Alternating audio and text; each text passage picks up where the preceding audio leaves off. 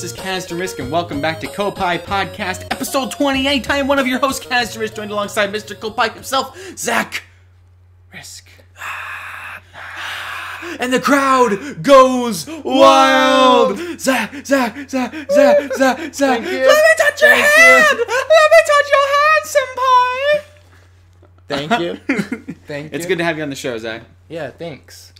I say we get right into the news, but first, Yeah.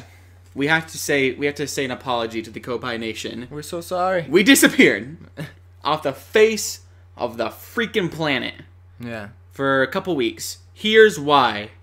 If you could see this, if we had a video version, here, I'll get close to the mic and I'll hit the pen. That's the sound of a pen hitting a wedding ring. I got married last Saturday, Yep. June 25th. Mm-hmm. 62516. Yeah. Really catchy looking number. Sweet 16. You just got married about a month ago today. No. Yeah. No. About a little over a month. Barely over. I was thinking of episode 28, and I was thinking it was the 28th for some reason. Yeah. But yeah, because you got married on May 28th. Yeah.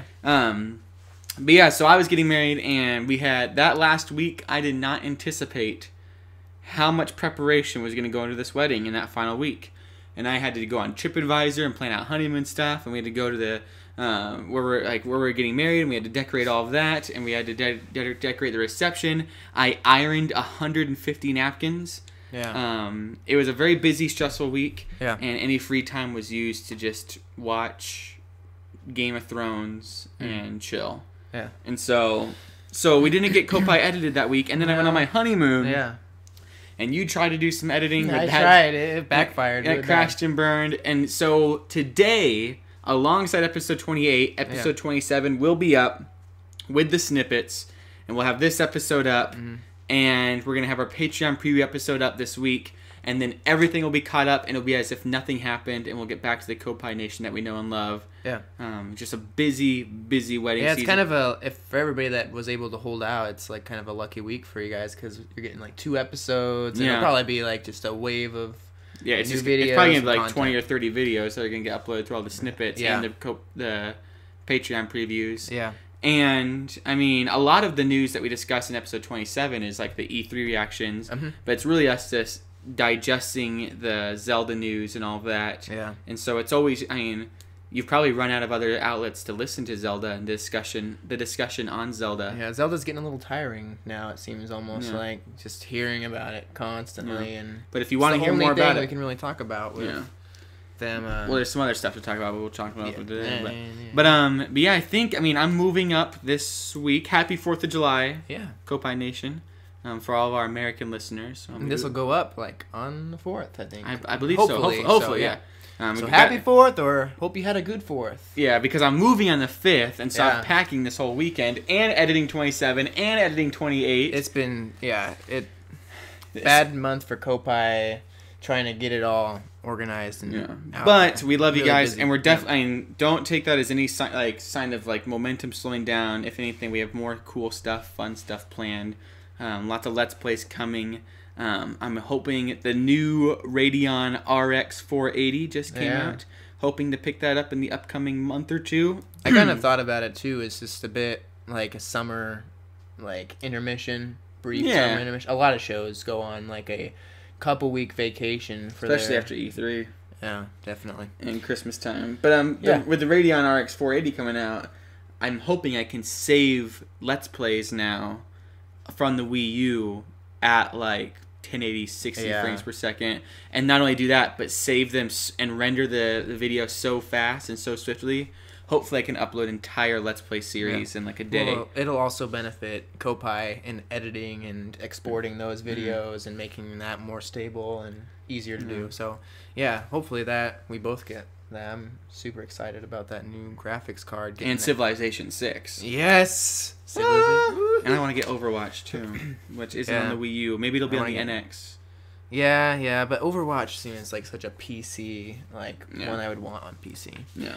Apparently with the Radeon RX 480, you can run it at 4K at ultra settings, but that's just speculation. That video that we watched of it, the preview, he couldn't say it. He was like under embargo. Oh, he was like, that may or may not have been Overwatch running at 4K. I'm like, you dirty dog. But that's enough Yeah. PC talk. I don't think there's anything else for housekeeping, right? No. House is clean? Yeah. Well, let's be efficient today. Yeah. Snippet number A. Yeah. There's some new Pokemon out running around. Yeah. They're on their hind legs. They're dingling and dangling around the tall grass. We got quite a bit of new Pokemon, actually. Apparently, so here's the deal. I'm on my honeymoon in South Dakota. Yeah. I'm staring up at Mount Rushmore trying to win a staring contest with Abraham Lincoln. And I'm not checking my phone too much because it's honeymoon, you know. Right, you focus, you enjoy the moment and stuff. Plus, we were in the Black Hills. Either we were enjoying the moment or we had no Wi-Fi, so it was just basically no social media that week. But I was able to get little tidbits from you about what was happening throughout the week, you know, like this is that. And all I saw in the preview message from you was, whoa, massive Poke leak. So this was all leaked. Yeah. And now it's all confirmed. I did watch the new trailer. Yeah. Tons of new Pokemon. Yeah.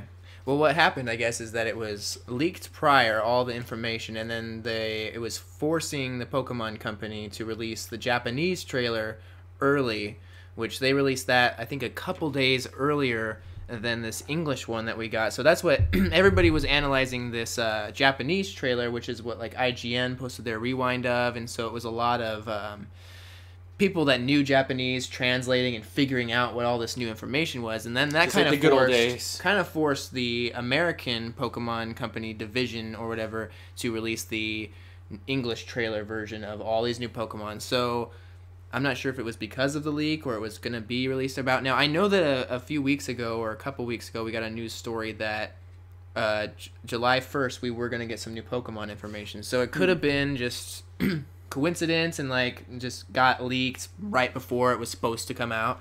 But it's just so tricky with that stuff. They have so much information to hold on to with all these new Pokemon. Let's go through the list. Yeah. We got Tapu Koko. Tapu Koko. Or Tapa Kaka. Yeah. I don't know how you say it. Tapu Koko. Kako. Yeah. So he's an electric fairy Pokemon. I don't know if you remember what he looks like from the photo. It's kind of to describe, everybody's listening on audio, so it's like this, somebody described it, I think Callie Plaguey, as a Majora's Mask almost looking Pokemon. It kind of has a shell of some sort that and isn't it the guardian of like one of like the Northwest Islands or something?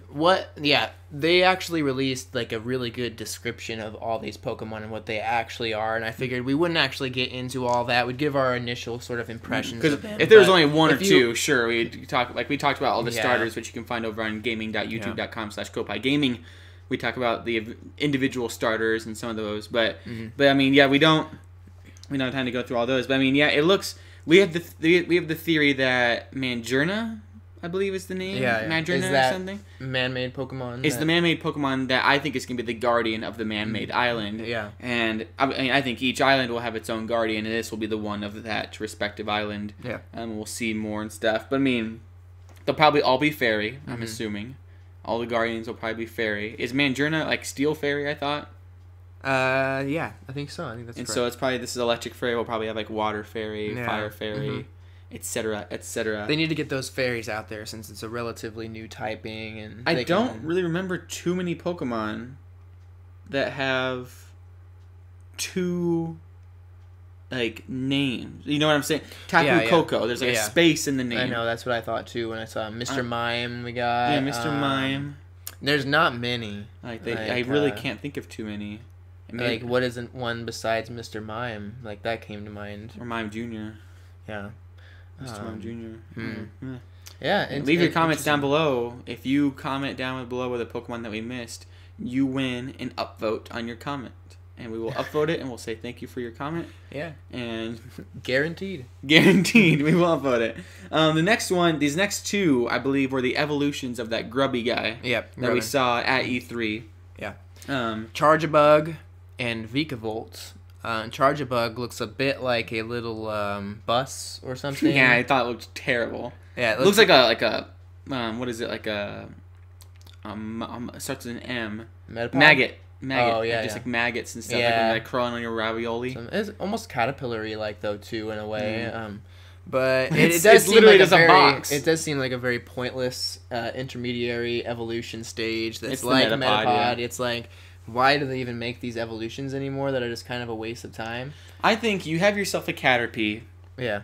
And when a Caterpie loves you very much, it evolves into Yeah. a Metapod. And I think like if you can stick with a Metapod through Harden and like evolve that guy up. It made me rewatch. Just the other day I went back and saw that scene again in like season 1 of Pokemon where Ash and that samurai guy send out their Metapods and they both staring down. And it's like and the one hardens, and the sun's shining down. Yeah, Pikachu's like sipping on some lemonade, and Misty's like just bathing out in the sun because it's taking so long. It's like, man, that's brilliant. Like, I love Metapod. And they start to do struggle after a while. Yeah. I was thinking of the episode where where Caterpie and Pikachu are talking about like how he's going to evolve into Butterfree one day, and Pika Pika. Yeah. It's like such like a heartwarming scene, but you have no idea what they're talking about.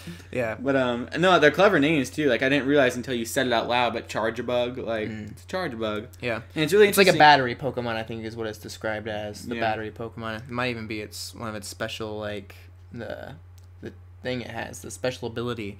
But Vikavolt, I felt, looked kind of cool. I love they did it in like X and Y too. But, like these little bug Pokemon that have the wings, they flutter so quickly, and it's like just really well done animation that like makes it look as if they're flying, and it's not like it looks as if they just really programmed it so the wing animations are moving so fast, but there's transparent, so like it just makes a natural effect of like this really things. And yeah, it looks like it kind of like clip at you and stuff. Yeah, very cool thing too, where it's just that classic.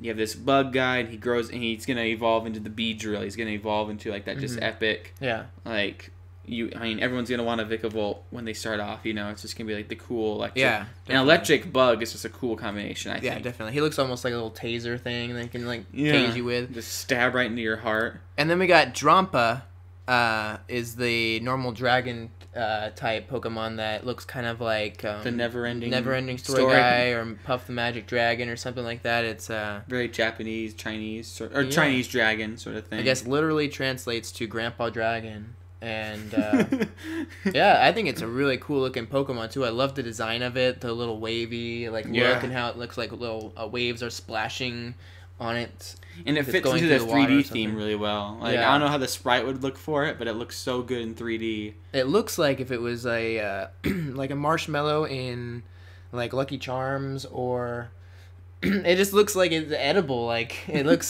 Some of these new Pokemon, I bet there's people in the Pokemon world that are gonna go out and shoot a Drampa in the head. Yeah, I felt that some of these new Pokemon, like we get into like Cutiefly and Bruxish. Some of them just have this like marshmallowy quality to them that's just kind of fluffy and almost maybe they're designing them with the idea in mind of eventually making them all plush toys. Yeah, maybe they're hinting at a future Pokemon plush line. 800 plushes that you can put on your bed like Beanie Babies. They really need to make just a way that you could like not manufacture all of them, but a website kind of like the Xbox create your own controller sort of thing, where you just go on and order a Pokemon so that they'd only have to produce what people are actually interested in, but still have, since they have all these models of them, it seems like maybe they could figure out. I'm surprised they're not like I'm surprised there's not a huge 800 amiibo line, or especially like the amiibo cards. We need to get some of those on with the Pokemon franchise. That would take the Pokemon trading card company to the whole new level if they could do all that. Hey, just a second. Cut this out. No, podcast. I'm gonna keep it in. Oh yeah. We'll keep it in. Yeah, I made it more. Yeah, more entertaining. Here, while you do that, let's take a drink break. Everyone that's listening at home, pull out your drinks. This episode of Koppai 28 is brought to you by Dr. Pepper. Fuel your wild side. Yeah. I think that's actually Cheetos, isn't it? Probably. I don't know. And we're also sponsored by Starbucks. Yeah. And we're also... I have a job interview on Wednesday. Yeah, for a media position. Which would be cool, because then I could work from home and do Koppai and my job all at once. Moving on. Bruxish. I think this might be my least favorite of the ones that we've seen so far. It's pretty colorful, though. It's that fish that looks a little bit... It's kind of piranha looking, but it's very colorful. It's kind of feminine looking because it's got the pinker colors, like a pink and yellow combo sort of thing, but it's very decorated and just looks like it has an attitude. Looks a little bit, I don't know, just flamboyant, I guess, of a Pokemon. Like a flamboyant gold dish. Goldfish, yeah. Like goldish though. Oh yeah, right. Yeah. Or yeah, I'm like, you're saying goldfish, but like left out the F. It's gold like, dish. Yeah. Like grandma can never say Nintendo. She'd always be like Nintendo. Oh yeah. I'm like, Grandma, you're the worst. It's an N64. But no, yeah, I don't know. I don't. Honestly though, to be fair, Yeah. all of these look good. Yeah. The only one that rubbed me the wrong way was Charge-a-Bug. All of the others, I think, are like very good, solid Pokemon designs, which is actually like a very solid batch. Actually, the one, I guess. Okay, let's Cutie Fly. We'll go through Cutie Fly. Was it cute? Quick. Was it cute fly? Clever name. Yeah. It goes back to those good old days where Pokemon were just like animals or insects. Yeah, definitely. Like it's a fly and it's cute, cutie fly, Rattata. I wonder what its size is going to be. I didn't look at that info compared to like now your 'Cause you can trainer's see- going to be yeah. standing next to him. So You just like, well, I think they kind of showed it in the battle, didn't they? And it was like, I mean, yeah, they enlarged certain ones like that a little bit. Like, I don't know. I think they try to keep it fairly accurate. Like Caterpie is going to be pretty small down there. Caterpie is super tiny, yeah. But yeah, the one that kind of I thought maybe was questionable to me was Togedemaru. I think. Which is like... It's like a Togepi, Pikachu, Meryl sort of fusion hedgehog thing. It looks awesome. Yeah, it's like a new Togepi. I kind of got the vibe from it. Since it has that Toga And what's the one in that was Pokemon X and Y that was new? That was like it could plug into things. Like its tail was literally like an outlet, and it was like basically the new Pikachu and stuff. It started like with a D. It was like Dakrat or something like that. People know what I'm talking about. Yeah. Once again, leave it down below. If you guess it right, we'll give you. Yeah, it looks like yet again this is the new Pikachu sort of thing that they're trying to go What's for. weird though is how clearly the name is Togepi. Like Togepi, Togedemaru, or whatever. Yeah. Well, it must have something to do with like a baby Pokemon. Yeah. Like a baby. I would assume that it's gonna evolve into something interesting. I wondered though if like there's gonna be like crossbreeding. Like could you breed maybe like a Pikachu with a Togepi and make a Togedemaru? I'm not sure. That'd be so cool because it's electric steel or something. There's Yeah. Togekiss, there's Togepi, and there's Toga like something else. I thought. Yeah. Yeah, Togepi has some pretty cool evolutions. That one. What in the world was that? Fireworks. Oh, fireworks outside 4th of July weekend. That was some terrifying stuff. Yeah, right well, there. that was that one week that sort of off topic when I think you were at the show. Yeah. And all of a sudden, just explosions everywhere. I'm like, the world's ending. Yeah. I go running outside, and like other neighbors are running outside to check it out, and it was like, man, this is it. This is the end. Yeah. But Yeah. I think everyone's dogs everywhere are thinking that like constantly. Yeah, just constant explosions and screams. But yeah, back to Togedemaru. Yeah. When I don't know, it was just like the one thing I didn't like about it, I guess, was the face was just a little derpy to me or something. Yeah. It was like the nose and then just the It's constant that smile. wannabe Pikachu thing. I like when they have the 3D animations. Like I love it with Litten, where when Litten like kind of scowls or bends over, like his back fur, like little flames come out, and like it's actually like an animation for it, which I know like has to take extra time, so to do extra 3D modeling and stuff like that. And this one does the same thing, where he kind of like you said, he's like a little hedgehog, like where his spikes spike out, and it just looks so cool. And I don't know, I think he looks cute and cuddly. Yeah, I think I have kind of a mixed feeling about it because I do like the Togepi sort of thing. I figure it's probably going to evolve into something interesting. I was like, it seemed so close to like there was just couple little things about it that maybe rubbed me the wrong way. Like I thought if you would have maybe made his face like Yungoos, I was kind of just thinking about how he has constantly that scowl on his face and those teeth that are like barred, and he just kind of has those like V teeth or whatever and a scowl constantly. I was like, I kind of didn't like that he's just like constant like angry face on him. And yeah, I hate those teeth on Yungoos. Yeah, the rest of his design is awesome. Yeah, that's what I kind of thought, and I'm kind of the same way with this. And maybe it'll grow on me more. I figure Yungoos already kind of has been growing on me. Rockruff is the next Pokemon, and I think that was the one that was initially leaked in that in that trailer, that alternate trailer, and then in the magazine they I think officially came out with him.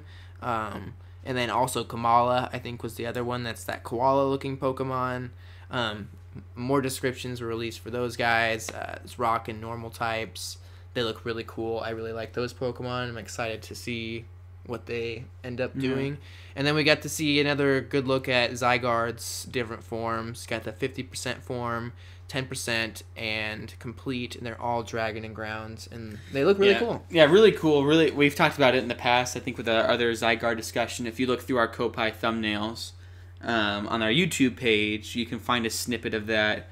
Zygarde's complete form will be on there, and we discuss like our thoughts behind that and why he wasn't included in Z, or like why there wasn't a Z. Yeah. But I'm really interested to see if Zygarde plays any part in the story. But it seems like maybe somehow he but does. I don't know, because they also showed like there's those little larvae. I don't know how that all works. I need to maybe research it a little bit more, but there's like these little what was that one Pokemon that was in Black and White that was basically like a cell, you know what I'm talking about, that was in like some sort of plasma ball? It looks kind of like that, only like a Zygarde little Soloist, Solosis or something like that. Because he's like his very tiny form and stuff. And I wonder, do you need those to accompany to make him go into his? It's this whole thing of like just messing with Pokemon. There's this man-made Pokemon. There's this weird sort of Pikachu Togepi thing. Yeah. And then there's all these different forms of Zygarde. I just wonder if that's gonna be some sort of theme that we see. I do kind of like that they are. Like they can make a Raichu Mega Evolution or something like that. Yeah. You know, they can do these evolving Pokemon in ways that are not necessarily an evolution, but a way to tweak them in other ways, which is really cool to add that element into the already super deep mechanics that they have.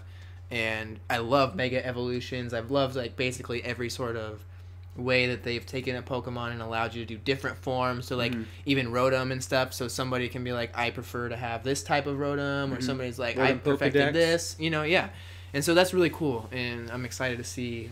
It seems like they have a lot of potential to keep expanding that really. And with all of the splicing and stuff, like the splicing thing being a logo, and Ash kind of splicing with his Greninja and becoming like one with that, I just wonder if that's going to play some sort of theme into the game of just this connection with your Pokemon and kind of taking Pokemon to the next level. Really, really cool. So those are the new Pokemon. You can go check out all the info for them, I'm sure, on Pokemon.com. Moving on. We also got a new Pokemon coming to the arcade version of Pokken Tournament. And we don't know which Pokemon this is going to be yet. I think that it's... who makes... It's like Bandai Namco. And then they're going to announce Tekken. Which Pokemon is coming to Pokken, and that's going to be coming to the arcade version first, and I'll assume that it's probably going to be coming to all versions. Oh yeah, definitely. Like, why not?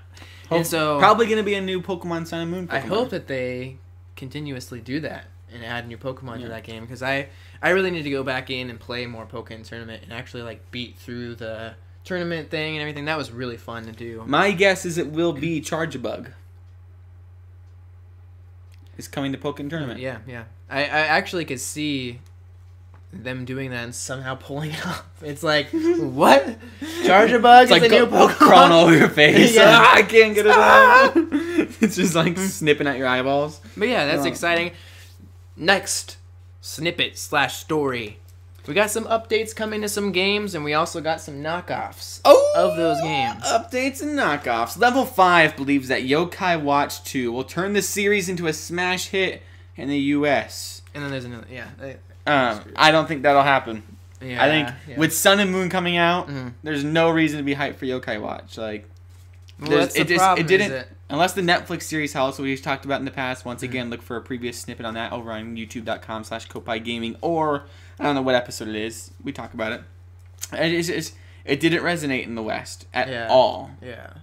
Well, I think one of the problems with Yokai Watch is, like, think of Digimon, and it's like, I think Pokemon was just a rare success, you know, just one of those things that just, you can't predict it, you can't do it again, it just happened at the right time. Even Digimon, which I think really benefited from Pokemon's success and being so popular, even that I don't feel like could sustain the popularity, ever reach the levels that Pokemon did. And where is it now? In a lot of ways, Digimon was way cooler, I thought. Like, Digimon had like some cooler monster designs and just the whole... They've tried it so many times to do these new Pokemon games or a thing that's supposed to be just as big as Pokemon, and it just never works. And the weird thing is that Yokai Watch apparently did do it in Japan. Like, it did dethrone it in a lot of ways. Market, I'd say. I think that things have come in Japan that have rivaled Pokemon, you know, and been able to do that. I still think, though, that they haven't been able to. We'll see where Yokai Watch ends up being in the long run. If Pokemon has had a massive, like, they've been going on for like 20 plus years. Is it 25th anniversary now? It's like, or it's 20 years, right? And yeah, so I don't know. There's just something. We don't see that of these other knockoff or Pokemon like rivals and stuff. Yeah, and they're trying to do that and stuff with all that, but you can't knock off Nintendo. The thing is Pokemon just had the formula so right. Nobody makes Pokemon like, you know, Pokemon. The designs sell to people. Pikachu. Yeah, the yokais have never really appealed to me. And like you look at the Yokai Watch cover art, and to me it just looks like a big conglomerations of monsters, which I don't have a connection to either of them. So that's why. But you look at especially like the original Pokemon posters with all the Pokemon options, it was just like such a good cast of creatures to gather and collect. Like there's like this realism to it, but also this fantasy element to it where you just want to be a kid that collected them all, and I don't want to go collect all the yokai. Like, I don't. Well, and also something about the story of yokai. I feel like Pokemon has a very human, I don't know, feel to it, where the yokai series seems to take place almost in an alternate sort of universe where these creatures kind of live alongside people in like a different way, though, like where they actually are part of the world. It's an everyday occurrence where you're going to interact, or one of these guys is going to maybe influence your thoughts or manipulate you in some way, whereas in Pokemon, I feel like Pokemon are basically like animals as they are in this world today. It's basically our world. It's slightly altered where now you can go out on an adventure and just catch you know, it's not so dramatically different where it's like, this doesn't feel, when you're playing it, you know, it's almost like I can walk outside right now, and I can go outside right now, and I can see buffalo running around. I can see horses. Yeah, it's all based and stuff. I don't go outside and find a ghost in my mailbox, you know. And while there is some appeal to that, like this high fantasy element where there's like your TV is a ghost and your chair is a yokai and stuff. Like everything can be a yokai. Like I see, like for kids that could be a big appeal. But there was such an appeal of like you have your pet dog and that's your Arcanine, you know, like there's there's like it made you want to bond with just like nature and life and the animals and the bugs and the insects, all that more. And there's like a real, like we said, there's a realistic element to that. And so Koppai is skeptical that Yokai Watch can turn around, but they have the sequel coming, and I hope they don't give up on it. I want to see. It'd be cool to one day, like, you know what, I'm gonna go get all the yokai and just have fun with it. Definitely not a bad franchise, but I think it needs to stop being compared to like Pokemon. Yeah. I think it needs to stop trying to be a hit, because that's what it's trying to do. It's trying to be a Pokemon hit. And I think it just needs to be a fun role-playing game. And if it does that, and if it succeeds at being that, it'll be fine. But maybe that's our fault as like kind of journalists and game coverage people, that we're trying to make into a Pokemon, but I feel like they're trying to do that too with their marketing and where they're pushing it. Yeah. And even having that's all we hear about it, is that it's supposed to be the next Pokemon. And or even like how they have like the 2 releases now where like one's dark and one's light. It's like you're trying to do that formula, and you just need to stop and do Yokai Watch, do you, and move on. Speaking of people that need to do you, well Splatoon is getting an update. Awesome. Still just continue to support Splatoon. Also, Sepia Go and Pocket All-Star Smash Bros. Yeah, they hit the Android store in China. China. Have you watched any of the coverage of these? I watched a little bit. Yeah, it's pretty knockoff. Did you watch both of them? No, I don't think so. The Pocket All-Stars Smash Bros. Actually seems pretty cool. It's like Flash animation, isn't it? Yeah, something like. Well, it's like paper. I would say it's kind of like Paper Mario styled. Where it is flashy. It's what it is it's like basically it looks like Super Splash Brothers or whatever that is. It was, the sprites are all like super well done. It's all like really high quality, almost directly ripped from Nintendo. It seems like the backgrounds are ripped, all the icons and sprites. Only they did some really good like custom animating for some of these characters. I'm not sure how they exactly did it, but Sepia Go definitely looks like absolute crap. I don't know if you watched some of that footage, but it was super slow. What I was impressed with Sepia Go is just like, that's really crazy that they were able to, they really made a Splatoon like ripoff. You can become a squid and go through your ink. You lay down on the mobile ink. phones. Yeah, Nice. it's the only thing is that it's super slow. It is, you know, that being super slow. It's like 2 people on a game. It's the graphics are crappy compared to it. Everything's absolutely ripped off. It's like, why would you? I don't know. It's so pointless to try to play it on such a blocky frame rate and all that.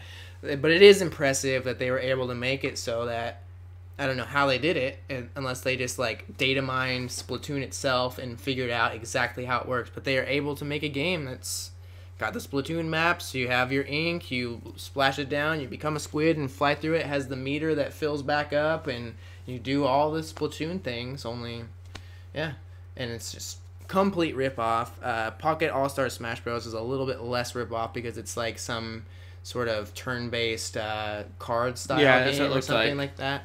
And but it doesn't seem too difficult or anything. It just seems like maybe in China they're not able to get some of those games, and this is just their ripoff. Whoever worked on it, I don't know. Cease and desist is going to be pretty quick.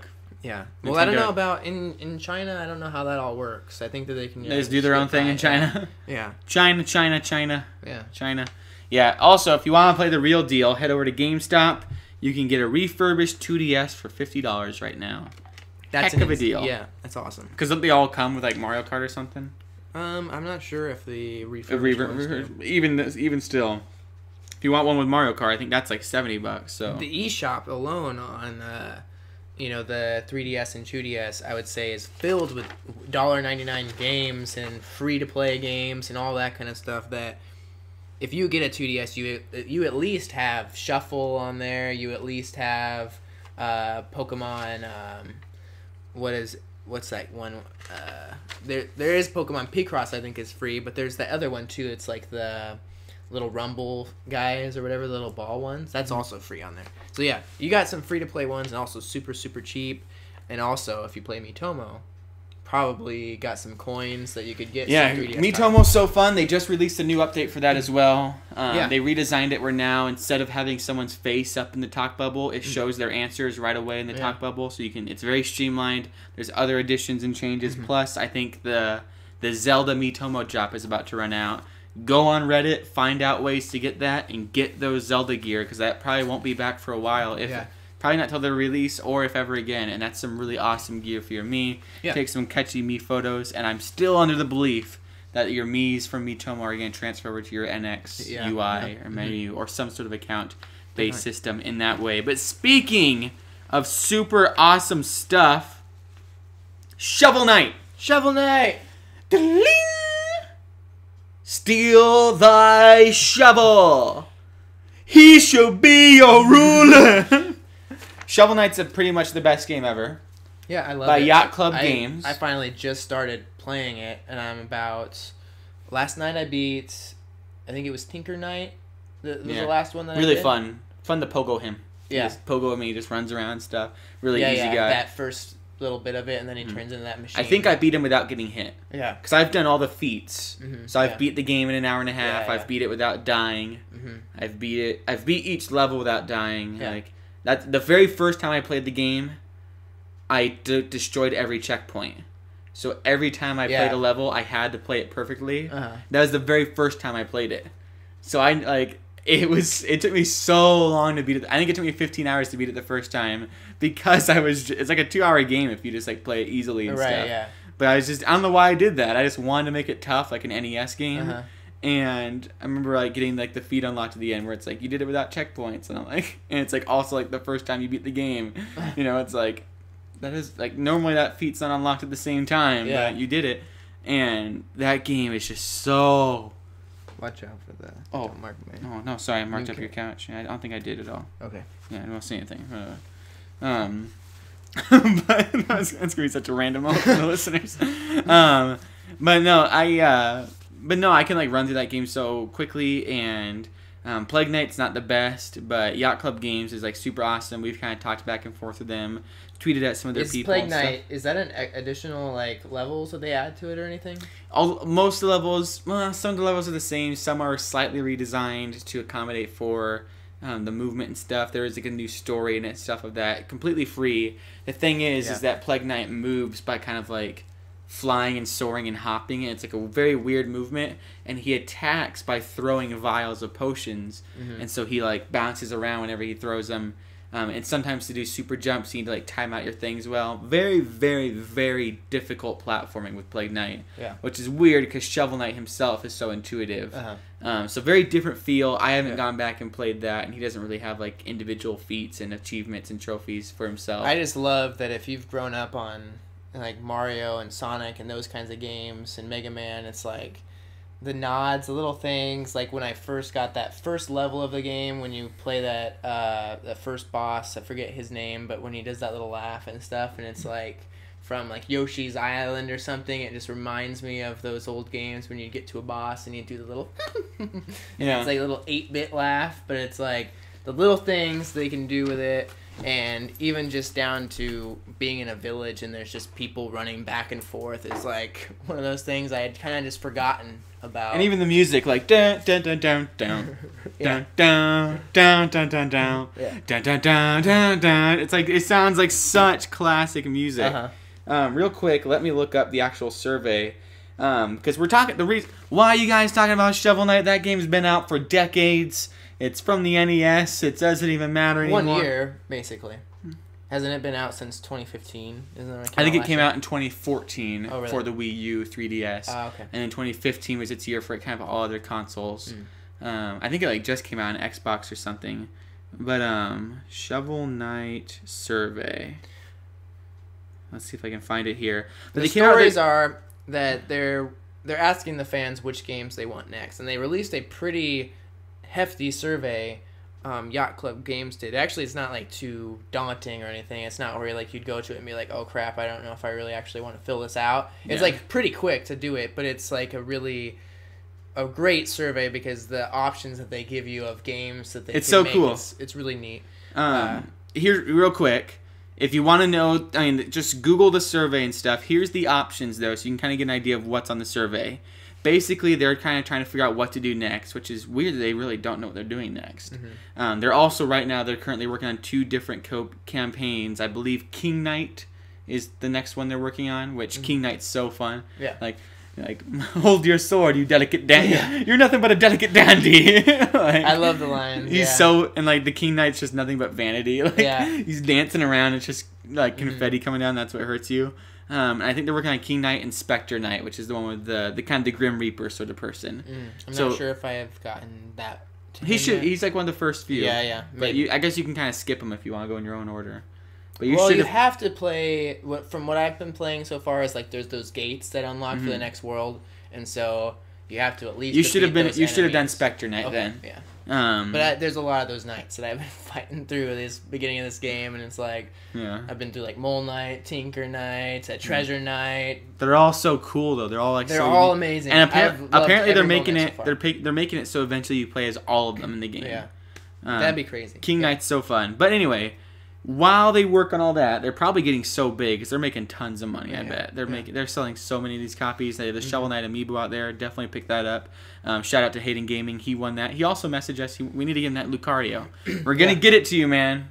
I was on my honeymoon. Did he call you out on it or something? Yeah, he was. He was like, "Where's my Lucario?" When I posted about getting married, I'm like, "Today's the day." Like Koppai Kaz is getting married, and he was like, "Congratulations." You're dismissed. No more fucking Lucario for you. He was like, "Congratulations. Hope all is well." Where's that Lucario? I'm like, sorry, but yeah, we're a little bit behind the Amiibo giveaway. But the thing is, though, is we're gonna make sure we account for all of them. So you're gonna get the Lucario. Yeah. The thing is, if you want to go ahead, if you're like really scratching for your Lucario, Hayden Gaming, go ahead and get it. We'll just give you another amiibo. We owe you an amiibo. Yeah. It's not like it's signed a contract that you have Lucario. So if you want to go ahead and get them, we will. But no, that should be in this next month. We'll get all those amiibos caught up. Yeah. But no, yeah, get the Shovel Knight amiibo. But anyway, Shovel Knight's asking what to make next. They have Shovel Knight 2, a sequel to Shovel Knight with everything you love about the first game, and incremental gameplay changes, and a cool new cast of characters. So my guess is that it'll still be the 16-bit sort of, or 8-bit, whatever. Like it won't be the whole thing that people were afraid about, that they're going to start moving on to like 3D stuff. Yeah. That's basically saying if you don't want that, we'll do that. Shovel Knight and Shield Knight is basically just another option that you can do an entirely multiplayer side-scrolling co-op game, possibly online. I don't know why people would want that option. Seems pretty terribly restricting. Yeah. Very cool concept, but if anything, Shovel Knight and Shield Knight should be like a mode in Shovel Knight 2. Yeah. Just my thoughts. If you're listening, Yacht Club Games. Shovel Kart, basically Mario Kart with Shovel Knight. Yep. Interesting. Like you have something like Shovel Knight 2, which I'm sure is probably winning the votes right now. But then you have Shovel Kart. Like, all right.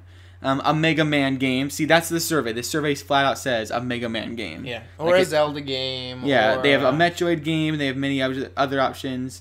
A Spelunky type game, a Final Fantasy type game, a Mario RPG type game, which I would actually really like with Shovel Knight, and the writing of Yacht Club Games. Definitely. That would be probably be my vote over Shovel Knight 2. And so a lot of them I voted pretty high up. Only a couple. I think like the Spelunky one, I was like a little bit lower. For most of them, I voted like the 10 or whatever the highest one was. If it was like a Zelda, I'm like freaking 10. Shovel Knight Zelda, yeah. Shovel Knight Zelda, yeah. You're just sitting there all freaking jazzed and pumped. Like, oh, here we go. Here we go. They're going to divide like into 10 different studios because of you. They're going to like get this survey back and everything's just going to be 10 except for Spelunky. And they're like, all right, whatever. I guess they're not making Spelunky. Yeah. That's just because we haven't really played too much Spelunky. I bet if we played Spelunky, we'd probably still be like, Shovel Knight Spelunky? Oh, yeah, 10. But yeah, so go vote on that survey. Make sure you just vote for something so they get the feedback that they want, so they can make an awesome selling game, so they can sell a lot of copies, and then they can make more money, and then they can just make more and more Shovel Knight, because that needs to be a franchise that needs to be in Smash!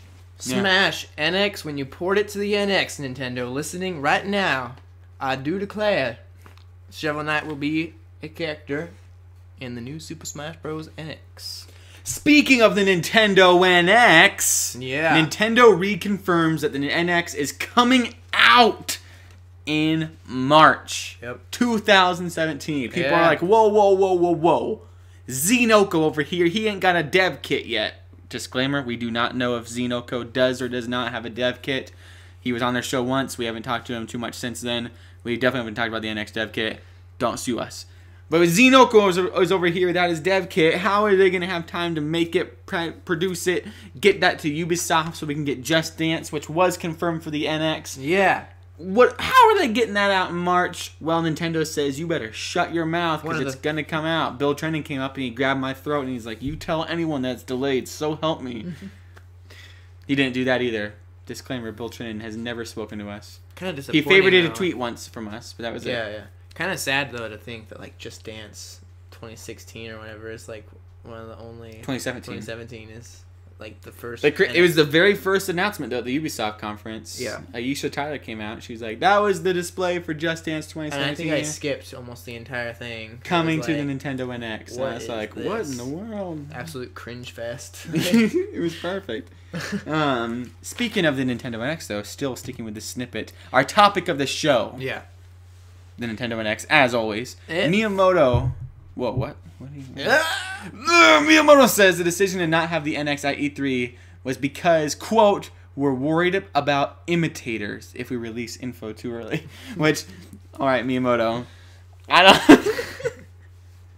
Don't copy us. I don't know if you understand how, like, making a game console goes. I certainly don't know, but I'm very confident that you can't just find out about a console and make it in a year to compete, you know? If someone wants to imitate it, they're going to imitate. Like, that was the big thing with Project Scorpio, was that Sony's freaking right now because Project Scorpio was way more powerful than they thought it was going to be. And that's still 2 years out. Like, you're fine. Yeah. That's a silly reason. I'm not saying I don't believe him. Well, I believe they said that something about the Wii had a lot of imitators come out right after they announced that. It gave people time to, I think, Sony to get like the Move working on the Kinect. Maybe that is partially why and there's a lot of Wii ripoffs too of probably like random knockoff companies and all that. So what I think this really worries people primarily about this information is that it's probably a gimmick. Is like what it hints at is that it's not just like a hardware based console or something. You know, it's what it seems to be is that most likely this is some sort of gamepad or Wii motion sort of. There's some gimmick to this that they don't want people to know about yet. It's a Rotom Dex. Yeah, Falco's holding it. Yeah, now, but if all it is simply a handheld that takes cartridges and is basically a portable gamepad, I don't know what is super scary about that, unless they're worried that Microsoft and Sony will release some sort of tablet that also can play their games or something like that. I'm not sure exactly what they're sort of cartridge afraid of. I agree with you that really I think it's kind of silly that like, come on. Yeah, but the full context of the quote is that normally we would have shown the NX at E3, but we didn't. Yeah. In case Miyamoto want to make sure it was very clear. We didn't show it. We're worried about imitators. Miyamoto also says that Nintendo, quote, has the core technology, end quote, on VR. He explained that, quote, I heard VR was a hot topic at E3, so I went to check it out. Was a hot topic? Yeah. You know, with literally the entire world talking about how absolutely incredible it is and how the technology has it nailed. Yeah. So he went out to check it out. Quote, it was on display, but it wasn't what I expected. We're also researching VR, so we have the core technology. Long play sessions are an issue. We want to release something that can be played for long periods, carries value, and is affordable. We want parents to feel at ease. Which, actually, to be fair, those are some problems with VR that I've heard that people, a lot of people are saying that right now it is like 30-minute tech demos, and a lot of reason that VR is basically consisting of like 30-minute tech demos is because anything beyond that does start to get a little straining or nauseous or just tiring to have that on your head the whole time. But the weird thing is that Nintendo is all about 30-minute play sessions. Wolfgang in Animal Crossing is always coming up to me and he's like, Mayor Kaz, you seem a little tuckered out. You've been playing for more than 30 seconds. Like, you need to put that 3DS down and go take a walk. I'm like, shut up, man. Definitely. Or like Mario's facing the camera and he's like just doing like the finger along the throat thing. Like, you better stop playing soon. And so it's weird that they're saying that they want longer play sessions and value and affordable. I think it's excuses. More excuses. I think they Sounds to me like excuses, Nintendo. Because that's the big thing. Like they've been off with that for a little bit. Like their whole thing with having the Wii U have 32 gigabytes of space on there, or the white Wii U had 4 gigabytes of space. Is Reggie was saying like we want to make sure there's no space on here, so you can just buy external memory because it'll get cheaper and cheaper, which is true. But it's just like at some point you just have to realize, you know what? It's going to be expensive now. We'll make a slim model later. We'll make a refined model later. For now, let's get this out there. Like, I mean, sure, memory will become cheaper and stuff, but that doesn't mean you put 4 gigabytes in a Wii U. Like, that can't even download a full game. Yeah. Like, that's just so ridiculous. And just this whole excuse of, like, we want to wait till it's affordable. Like, well, then you're missing out on, like, years and years of VR because it's not going to be affordable until it's, like, a passing thing. And so it just makes me think that I think they are looking at VR. I think they're impressed with it. I think they have the technology and stuff, but I think they have just a different focus right now. Yeah. And I wish they would just say that instead of trying to downplay VR, because it makes them sound a little foolish to be like trying to say VR is anything but amazing. It seems like that's their average reaction to like anything whether it's they're moving to the online-based play or versus couch co-op and things like that. They always seem to try to downplay and almost insult in a way, passive-aggressively, like the online playing arena. If they're focused elsewhere, they're like, we don't need to, we don't care about graphics, we care about gameplay, we don't care about online, we care about couch co-op, things like that. It's not about hardware, it's about how you use the hardware, things like that. It always seems like instead of just admitting, like, we just want, it's because business, it's because we want to keep this thing affordable for us and just use it to our best ability to make it, use it fully. I think always Nintendo's philosophy has always been that, to use the cheapest hardware and technology they can to push it to limits where people are like, wow, I didn't understand you could even do that with hardware like that. The unfortunate thing is that as the console space, I think, shifts more towards basically PCs in a box, it's like, which is nice. Nintendo is competing against high-end PCs now, when the console space used to be trying to keep it cheap and affordable while pushing the limits. Everybody else is like, no, we're just gonna throw in every single like high-tech piece of gear we can, so it's competing with the PC space.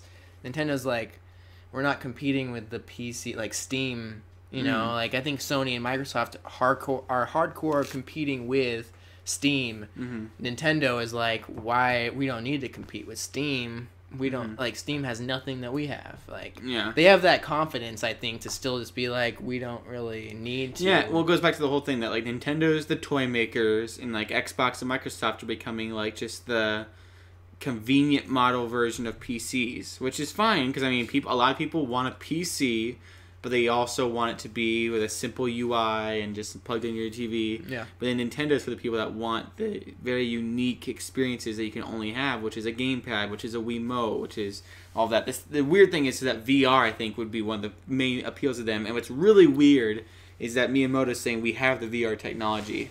So somewhere Miyamoto has his own VR kit, developed by Nintendo, produced by Nintendo, and he's testing it out, which is weird that, like, the greatest video game designer of all time. We've also speculated that the NX, if it has a tablet or even the gamepad, it was speculated it's delayed for VR support. They probably have some huge, bulky, like, VR headset that fits the gamepad screen in it or something like that. It's not like a headset, it's just a full-on helmet. Yeah. Like, has shoulder pads and stuff. Sliding the gamepad in there. Yeah.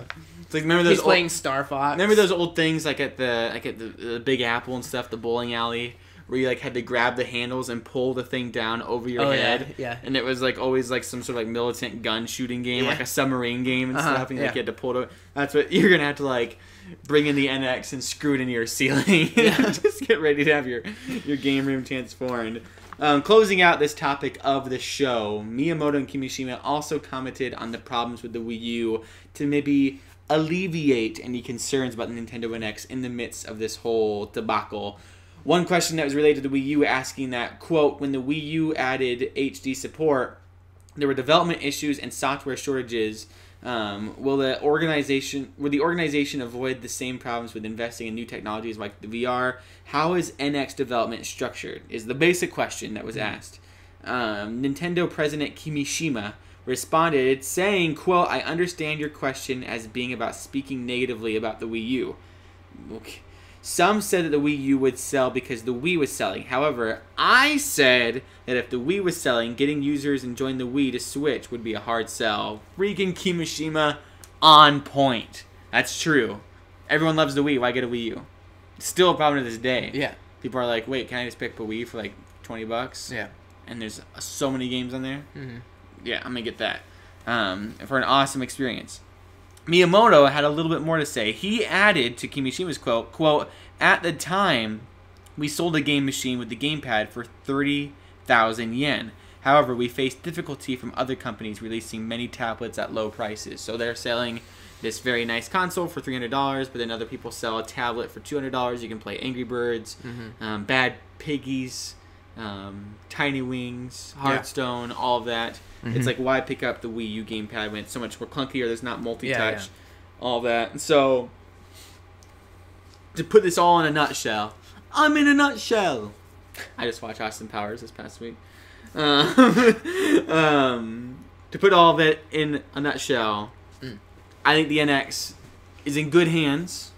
I think it's still promising. It's still coming out in March. The lack of VR, or at least the Attitude VR, is a little bit concerning, but we have trust in it. Yeah.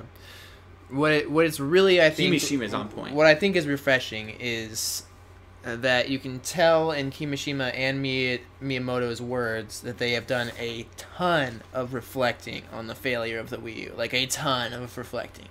And Nintendo as a whole, I'm sure, has done a lot of reflecting. So hopefully that will pay off. All the reflecting on why, where did it go wrong, what can we do better.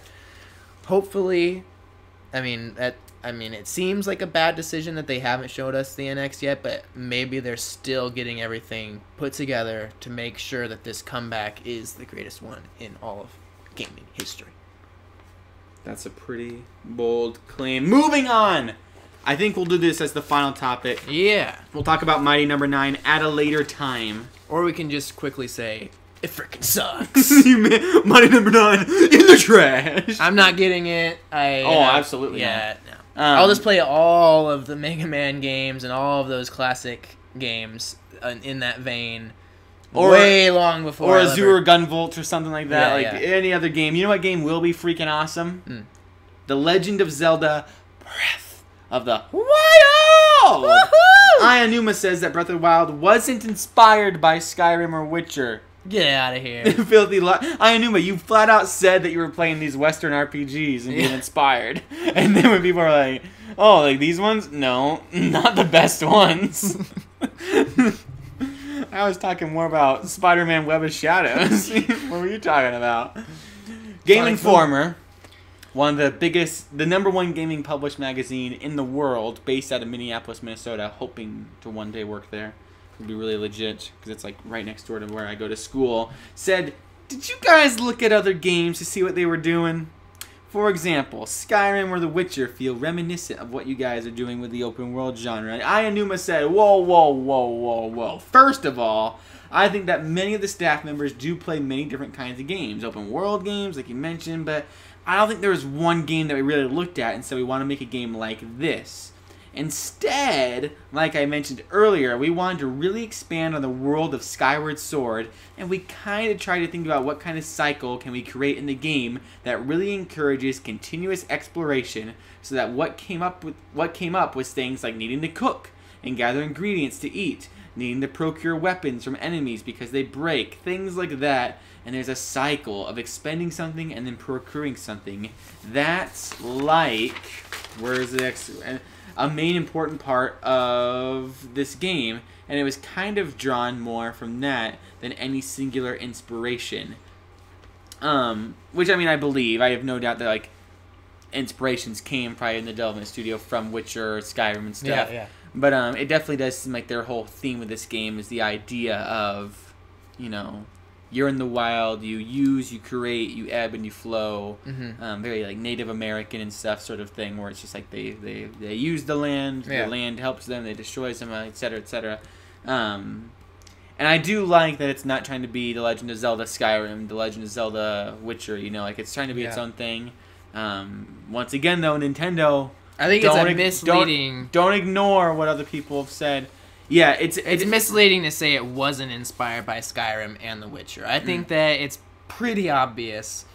There's like no way that they didn't see like at least a trailer or something for Skyrim and be like, holy crap, we want to make something that's like really open and big, kind of like this. Yeah. Or even seeing the Fallout 4 reveal, which this has already been in development for many years, I guess, before we saw Fallout 4's kind of like open thing. But like Far Cry and seeing the developments they did with that, with like the wingsuit gliding and all of that. I don't know. I feel like they had to have been paying attention, and like you said, they are playing those games. Staff members do play a lot of those different kinds of games.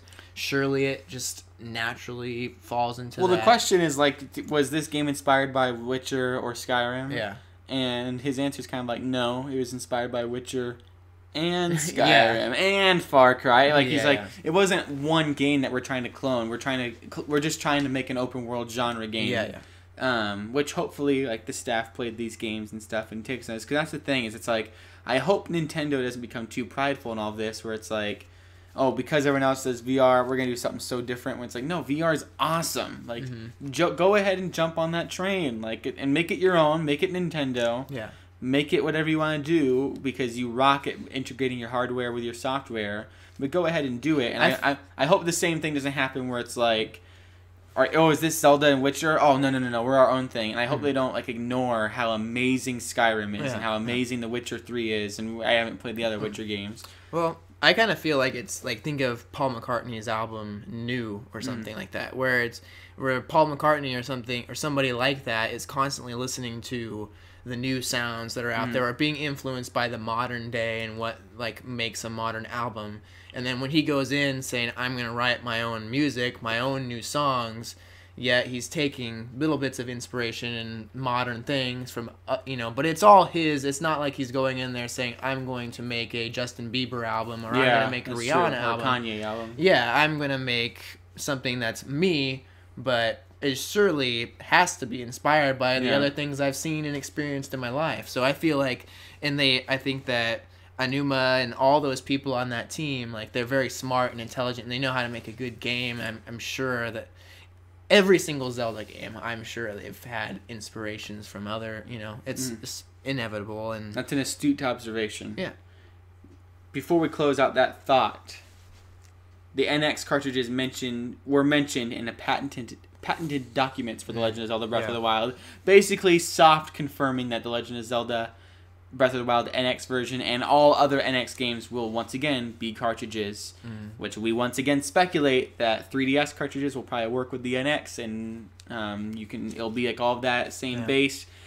GameStop also agrees, saying that they think the Nintendo NX will use physical media, hinting at cartridge use. They even directly commented saying that the cartridges will probably make it easier for people to resell their cartridges because you don't get scratches, they don't break, they're just little tiny cartridges. They can put them in a huge display like they have with the 3DS cases.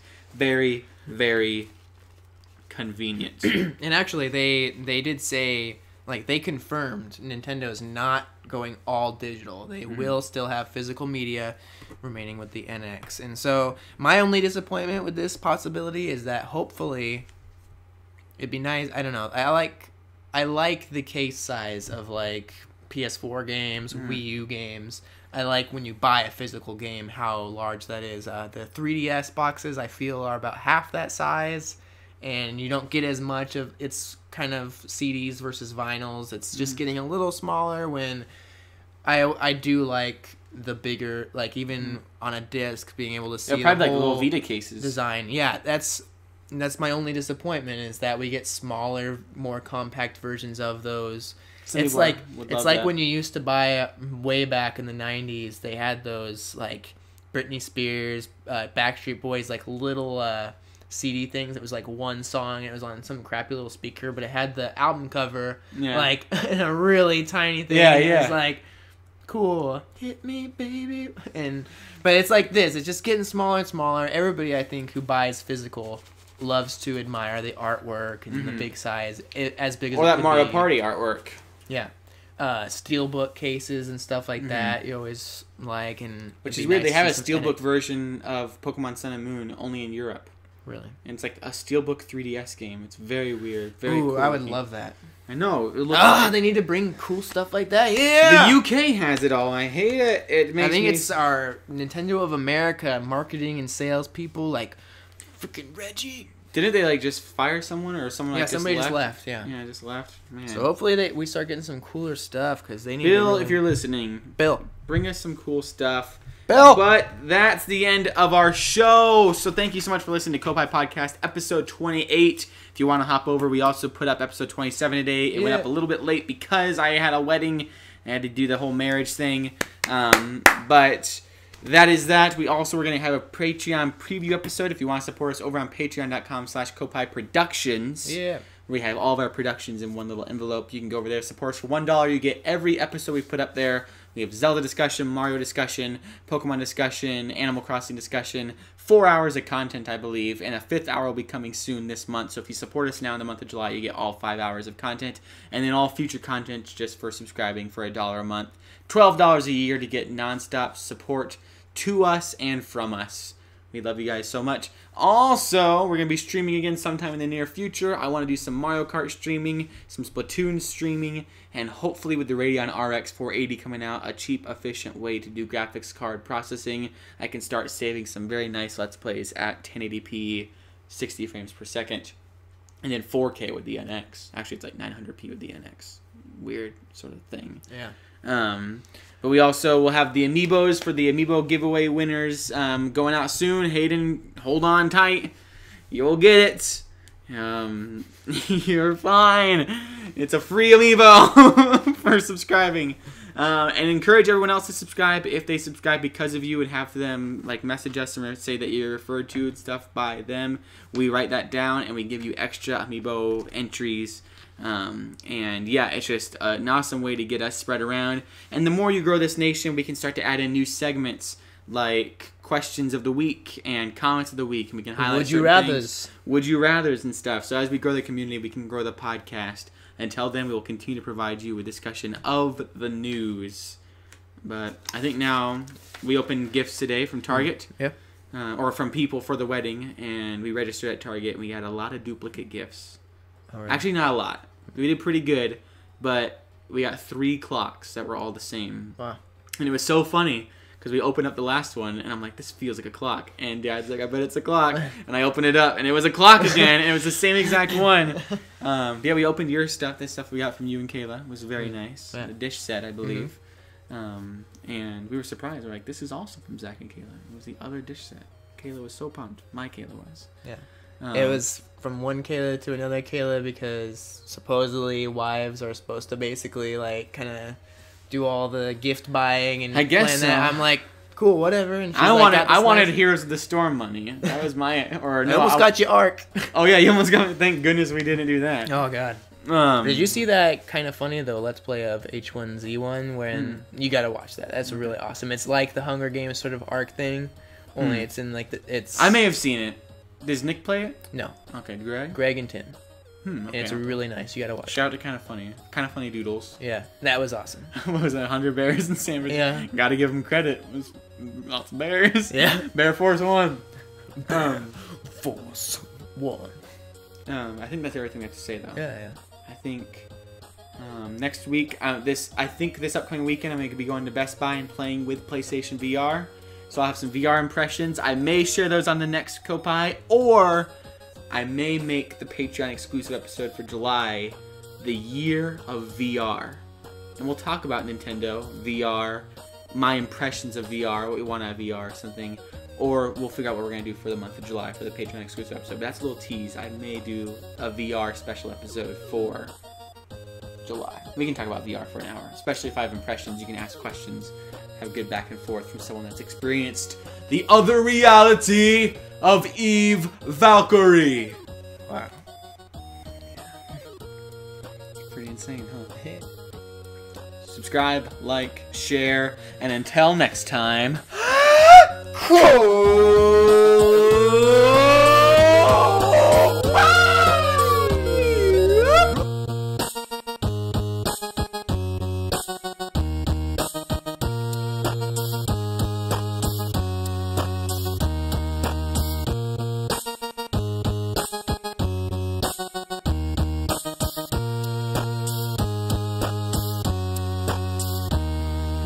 linger for a little bit because the kids love the post credits. We get comments, hundreds and hundreds. Yeah, let us know in the comments if you noticed that we were gone at all. Oh yeah, if you noticed that we were apparently Hayden did, but yeah. I bet Bullet Same's out there like, where the crap are these live streams? Yeah.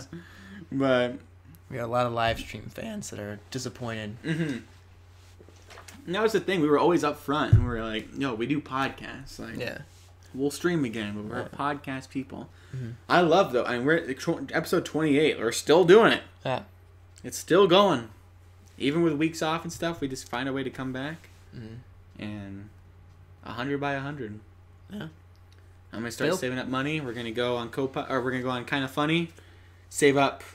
If I can save up $4,000 in the next year, my goal is to go on Kind of Funny the month the NX launches, and I'll go on there and also promote Koppai. We'll buy a month of advertising for Koppai, and we'll do a whole month Koppai cross Kind of Funny.